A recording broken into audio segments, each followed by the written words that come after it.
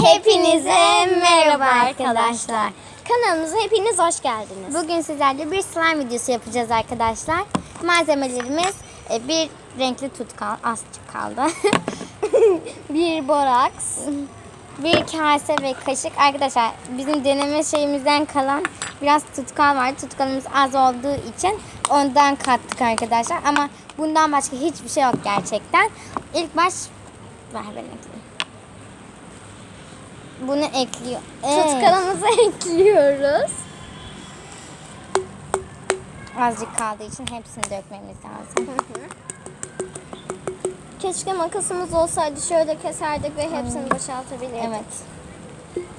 Ama bir şey olmaz. İyice şöyle vurayım ben. Herhalde bu kadar. Arkadaşlar sizce bu kadar yeter mi?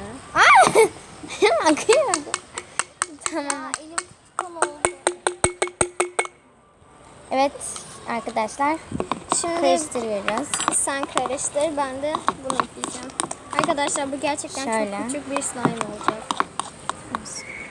Tamam. Arkadaşlar gördüğünüz toparlanmaya başladı bile. Şöyle Çünkü yapalım. ben biraz fazla koydum. İyi aslında. Arkadaşlar biz bunu hızlıca karıştıralım da. Sen de karıştır. Toparlayalım. Ben şu yukarıdaki şeyleri toparlayayım. Kaşığıma biraz boraks dökeceğim. Öyle üsttekilerini Buna toparlayayım. da biraz döksene abi. Evet, buna da döktürdük.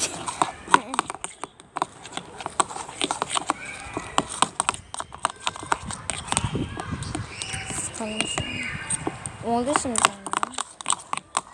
Evet arkadaşlar. Elime yapışmadı. Bakın. Biraz fazla küçük oldu ama Çok küçük oldu. evet. Yere fırladı. Ne? Ciddiyim. Evet arkadaşlar biz şöyle döktük. Şimdi az sonra git. Evet arkadaşlar. Şöyle küçücük bir slime. Ama fazla yapışıyor. O yüzden biraz daha şey ekleyeceğiz. Boraks eklesene. Ekler misin?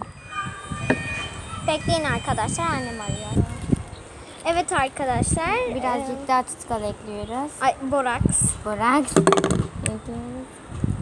Dur almayalım burada oynayalım. Ya yapışırsa? Yapıştı mı? Boş ver. Anne elimizi şey yapma.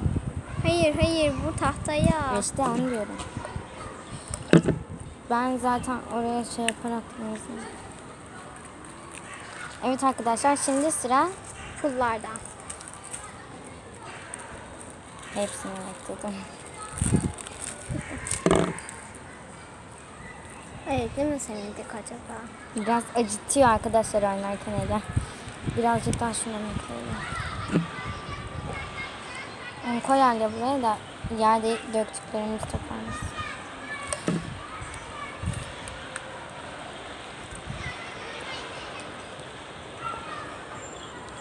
Evet. Bayağı sıvı oldu. Dur sıkalım da suyu çeksin. Bu arada arkadaşlar bu tür slime gibi şeylerle oynadığınızda lütfen ellerinizi yıkayın. Çünkü sonra böyle kanser olabiliyorsunuz. Biraz daha. Bir keresinde benim bacağıma döküldü, çok kötü olmuştu. Evet ama tabii hemencik yıkadık. Güzel oldu. Evet. Muhteşem. Buradan yeter. Güzel. Evet arkadaşlar, bugünlük videomuz bu kadar. Arkadaşlar bu arada bu bizim ilk videomuzda. Hepinizi öpüyoruz. Hoşça kalın. Görüşürüz arkadaşlar.